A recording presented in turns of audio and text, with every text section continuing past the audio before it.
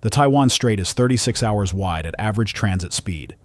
That is the operational reality that every navigator assigned to a freedom of navigation transit files away before departure. 110 nautical miles of contested water separating the island of Taiwan from the Chinese mainland, transited by U.S. and/or Navy vessels on a regular and deliberate basis as a legal, operational, and political statement that the waterway is international and will be treated as international, regardless of what any coastal state claims about it. The transits are routine in the sense that they are planned, rehearsed, and executed with professional precision. They are not routine in any other sense. Every transit occurs under continuous observation from the People's Liberation Army Navy, the PLA Air Force, and the network of shore-based radar and sensor systems that the PRC has built into a seamless surveillance architecture covering the entire strait. Every transit is tracked from the moment the vessel enters the strait's northern approaches until it exits into the South China Sea to the south. The observation is not covert. It is deliberate. It is intended to be seen, because being seen is part of the message. In the weeks preceding this particular transit, the regional tension had escalated through a sequence of events that the diplomatic community had been unable to slow. A series of increasingly aggressive PLA military exercises in the strait had been followed by a formal announcement from Beijing that any future U.S. naval transit would be treated as a provocation, requiring a response proportional to the degree of threat that the transit represented. The announcement was deliberate ambiguity. Proportional to the degree of threat was a phrase that could mean anything, and its open-endedness was precisely the point. It was designed to create uncertainty about where the threshold for military action lay, which is a different and, in some ways, more effective deterrent than a clearly defined threshold, because uncertainty cannot be safely tested. What was not ambiguous was the intelligence picture in the days that followed. Satellite imagery confirmed the forward deployment of planned surface combatants to multiple positions in the strait and the approaches. Signals intelligence captured elevated coordination traffic between units that had not previously been networked together in observed exercise patterns. The electronic order of battle assessments noted the activation of several shore-based anti-ship missile battery systems in positions that had been dormant for months. The decision to execute the transit was made at the highest levels of the operational command chain and was informed by an assessment that backing away from a scheduled freedom of navigation operation in the face of explicit verbal threats would establish a precedent more dangerous than any tactical risk the transit itself presented. The precedent question had been argued, the arguments had been weighed, and the decision had been made. The destroyer would transit. It would transit with all combat systems in the highest available readiness state, with a second surface combatant positioned in the South China Sea to the south as a support and extraction asset, and with continuous coordination with the carrier strike group, operating east of Taiwan in the Philippine Sea. The commanding officer had been through difficult transits before. Not this difficult. Not against an adversary with this combination of capability, intent signal, and forward deployment posture. He had read the intelligence assessments with the specific attention of someone who understood that the gap between a threat and an executed attack is sometimes smaller than the planning process assumes, and he had made his preparations accordingly. The crew knew the environment they were entering. There had been no attempt to minimize what the intelligence picture showed. Informed professionalism was the only appropriate framework for what the next 36 hours required. The transit began at 4 a.m., the strait's northern entrance. The ship moved south at 18 knots, its radar arrays in continuous active search mode, its electronic warfare systems monitoring every frequency band for the specific emissions that would indicate weapon system activation rather than routine tracking radar illumination. The CIC was manned at full battle watch composition, not rotating through reduced alert configurations, but full combat watch from the moment of strait entry. The smell in the CIC at 4 a.m.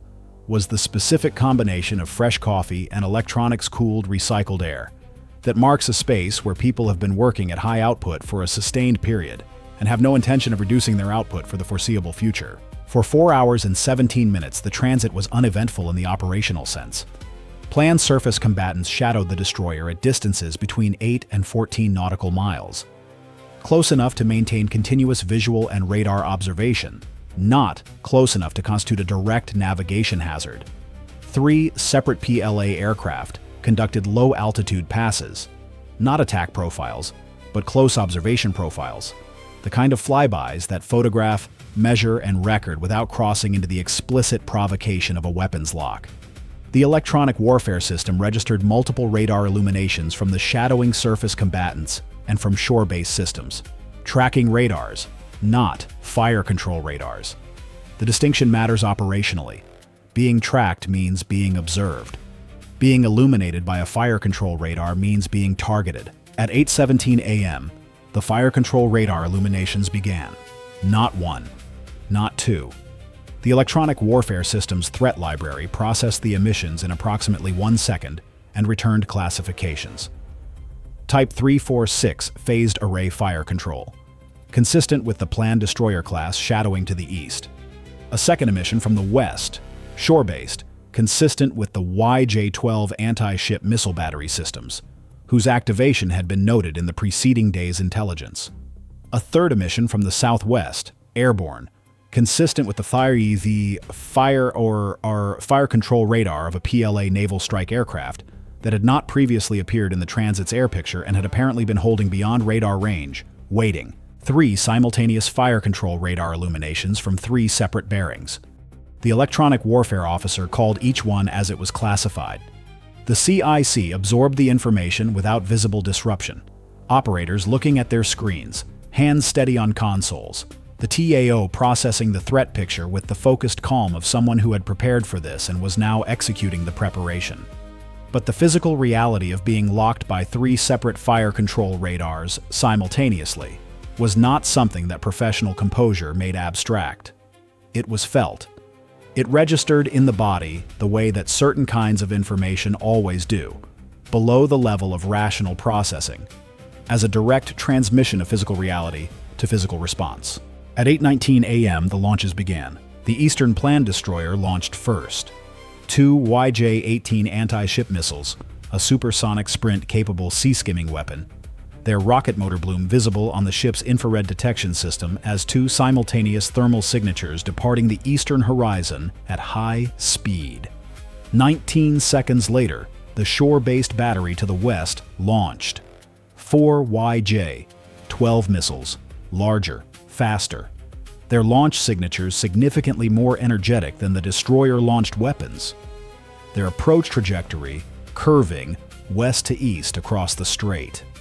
The airborne contact to the southwest, a PLA naval strike aircraft that the radar picture now fully resolved as a JH-7 maritime strike variant, released 4 air-launched anti-ship missiles from standoff range and immediately turned north, opening distance from the engagement. 10 inbound contacts, 3 separate launch origins, 3 different weapon systems with 3 different performance envelopes, approach geometries, and optimal intercept solutions. The plan had not launched a uniform threat package. They had launched a deliberately heterogeneous package. Different speeds, different altitudes, different approach bearings, designed to force the Aegis system to manage a fundamentally more complex engagement geometry than a single system attack would require. The TAO counted the contacts and made his decisions in the seconds available. He did not have the luxury of sequential decision-making. The decisions had to come simultaneously because the threats were simultaneous. And the engagement architecture he built in the next 30 seconds would determine the outcome of an engagement that would be effectively over in the next 4 minutes. SM-6 for the YJ-18 contacts from the east. The SM-6's active radar seeker gave it the engagement flexibility needed against a sea-skimming target approaching at high speed across a cluttered surface environment where semi-active guidance would struggle with the background return. SM-2 for the YJ-12 contacts from the west. Longer range, more intercept time available, the SM-2's guidance performance adequate against targets whose flight profile was more predictable. ESSM, held for terminal contingency. The air-launched contacts from the southwest were the most difficult element of the picture. Their launch parameters gave them a slightly longer time of flight than the surface-launched weapons, but their approach geometry brought them across the ship's stern quarter, outside the optimal engagement arc for the forward VLS cells. Two SM-6 interceptors launched at 8:20 a.m. and 4 seconds.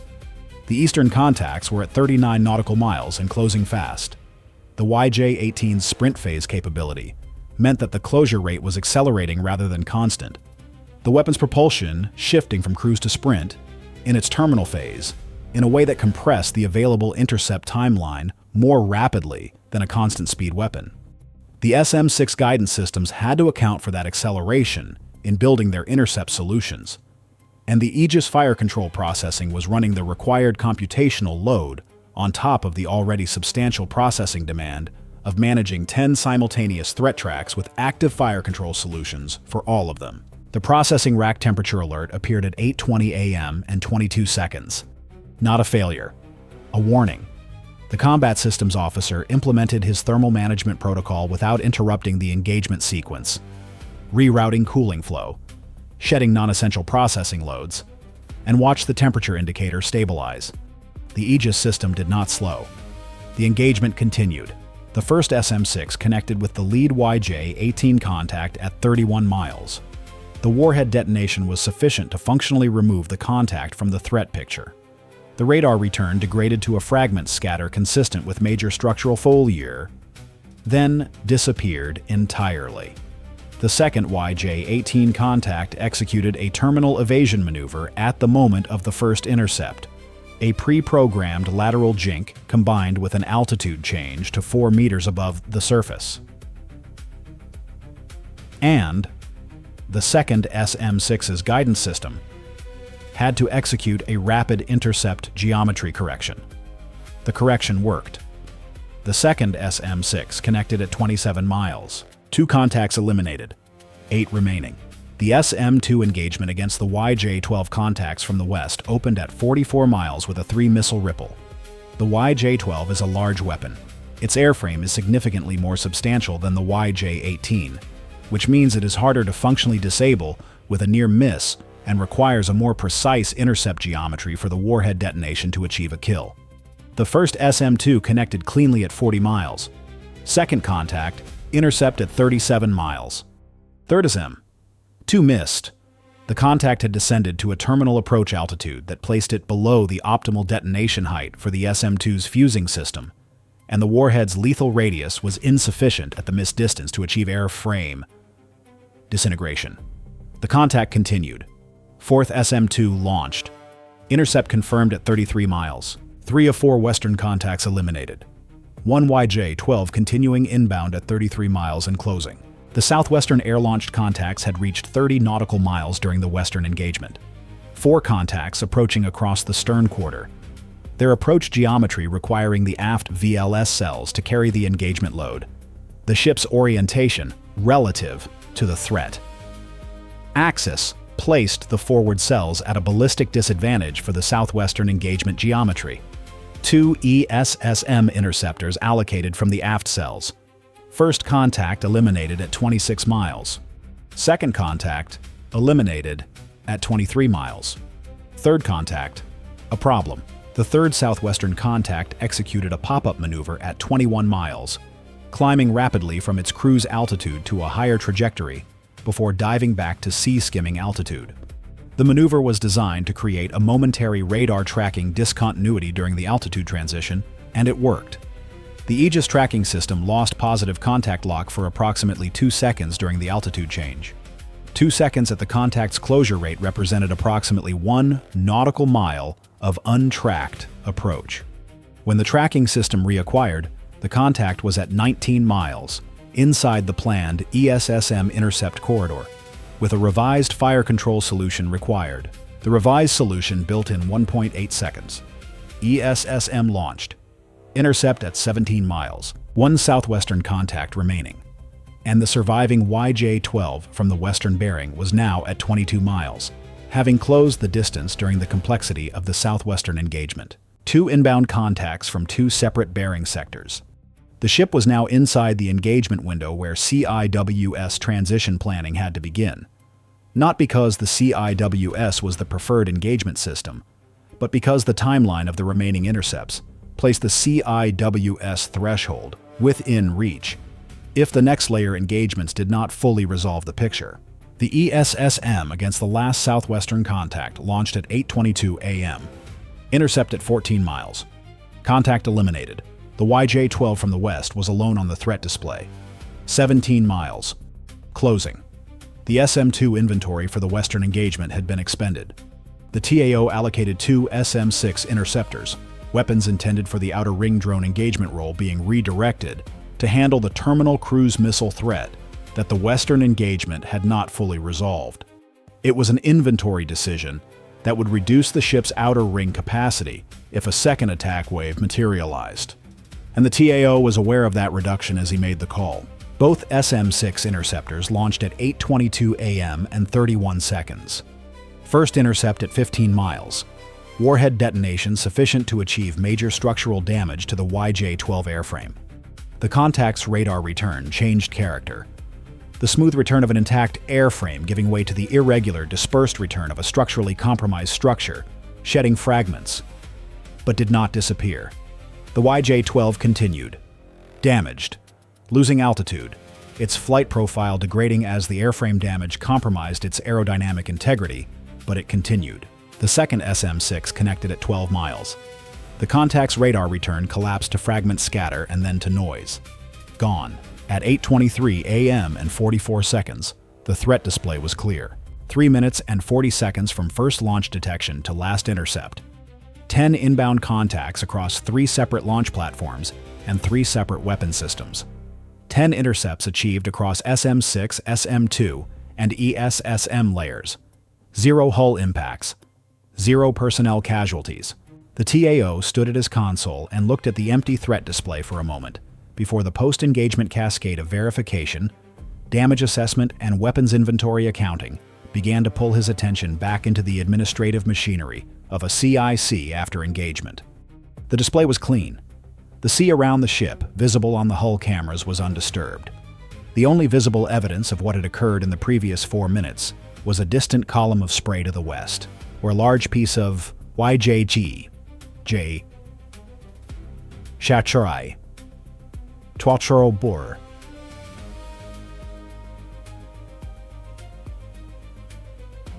debris had impacted the surface, and the dissipating exhaust plumes of the SM-6 launches hanging in the morning air. The weapons expenditure summary was stark. 8 SM-2 interceptors expended. 6 SM-6 interceptors expended, including the 2 redirected from Outer Ring Reserve to handle the surviving YJ-12. 7 ESSM interceptors expended. The VLS cell inventory had been significantly reduced.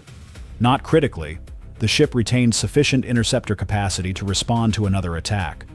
But the inventory depth that had existed at the start of the transit was gone, and the inventory that remained would have to carry the ship through the next 22 hours of straight transit and the subsequent South China Sea passage before a logistics rendezvous could be arranged. The post-engagement intelligence assessment would take days to complete, but the immediate analytical conclusion was available within minutes of the engagement ending. This had not been a maximum effort attack. The numbers confirmed it. 10 weapons across 3 platforms represented a carefully calibrated expenditure, not the kind of saturation commitment that a force intending to achieve a guaranteed kill would execute against a target of this class. The plan maintained anti-ship missile inventories in the region that dwarfed what had been launched. Additional surface combatants had been within range. Additional strike aircraft had been airborne. None of it had been committed. The plan had significant additional anti-ship missile inventory. Additional surface combatants, additional strike aircraft assets in the region. 10 missiles across 3 platforms was a probe. A demonstration of capability and intent, a test of the Aegis system's response patterns. A data collection event as much as a strike. Whatever had been sent, its purpose was at least partially to observe how the defensive system responded, which weapons were used in which sequence, what the engagement timelines looked like, where the gaps in coverage appeared. They had been studied. The engagement had been a test as much as an attack, and the test had produced data that would inform the next phase of planning regardless of the tactical outcome. The ship had defended successfully. It had also taught. The planned surface combatants that had shadowed the destroyer throughout the transit continued their shadowing course after the engagement as if nothing had occurred. They maintained their distance, their radar systems continued to track the destroyer, and their behavior suggested an institutional confidence that the engagement had achieved its secondary purpose, the collection of defensive system response data, regardless of the tactical outcome. They did not close. They did not withdraw. They watched. The destroyer continued south at 18 knots. The strait's southern exit was 14 hours away. The watch rotation continued. The radar arrays continued to spin. The combat systems officer updated the weapons inventory accounting and transmitted the post-engagement status report to the chain of command. In the South China Sea, 50 nautical miles south of the strait's exit, the second surface combatant that had been positioned as a support asset adjusted its course slightly, confirming its readiness posture, and continued to wait. The transit was not over. 14 hours is a long time in a contested strait when the adversary that just fired 10 anti-ship missiles at your ship is still within radar range, still tracking you, and has demonstrated both the capability and the willingness to engage. The crew of the destroyer understood this without needing to be told. They had defended the ship for 3 minutes and 40 seconds. Now, they had to do the harder thing. Hold the professional composure and operational readiness required to remain effective for 14 more hours in a threat environment that had just demonstrated it was real. Readiness under fire is a performance. Readiness after fire, sustained through the hours that follow when the adrenaline has metabolized and the body wants to recover from what it just experienced, is something else. It is will. It is the choice, made continuously and without ceremony, to stay at the console, to keep watching the display, to trust the training and the systems and the people alongside you, and to refuse to accept that the threat is over simply because the last intercept confirmed. The Strait does not grant that comfort. The watch does not grant it either. What the watch grants is the knowledge that somebody is holding it, and that as long as somebody is holding it, the line holds too.